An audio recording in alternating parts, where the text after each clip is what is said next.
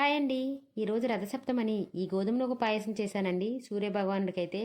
దీనికోసం ఒక ముప్పావు కప్పు గోధుమ నూక తీసుకుని మిగిలిన పావు కప్పు పెసరపప్పు వేసుకుని ఏదైనా బాండీలో వేసుకుని ఒక 2 నిమిషాల పాటు వేయించుకోవాలండి.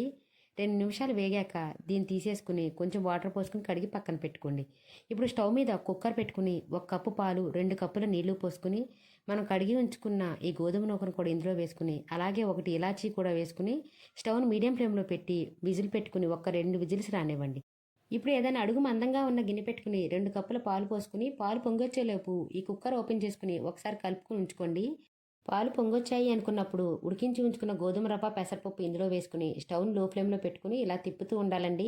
అప్పుడే అడుగు పట్టకుండా ఉంటుంది. రథసప్తమి రోజు గోధుమలతో చేసే ప్రసాదాలు సూర్యుడికి బాగా ఇష్టమండి.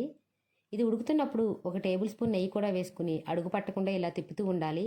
ఇది దగ్గర పడింది అనుకున్నప్పుడు స్టవ్ ఆఫ్ చేసేసుకుని 1 కప్పు పావు వరకు బెల్లం వేసుకుని మూత పెట్టుకుని 5 నిమిషాల తర్వాత మూత ఓపెన్ చేసి టీ స్పూన్ ఇలాచీ పౌడర్ వేసుకుని మళ్ళీ స్టవ్ ఆన్ చేసుకుని స్టవ్ లో ఫ్లేమ్లో పెట్టుకుని ఇలా తిప్పుకుంటూ 3 నిమిషాల పాటు ఉడికించుకుని కన్సిస్టెన్సీ వచ్చి ఇలా ఉన్నప్పుడు వేయించి ఉంచుకున్న డ్రై ఫ్రూట్స్ వేసుకుని ఒకసారి కలుపుకొని స్టవ్ ఆఫ్ చేసుకోవడమేనండి. కన్సిస్టెన్సీ వచ్చి ఇలా ఉంటే ఆరాక్ కూడా గట్టిపడకుండా ఉంటుంది. అంతేనండి, సూర్యుడికి ఎంతో ఇష్టమైన గోధుమ నూక పాయసం అయితే రెడీ అయిపోయినట్టే.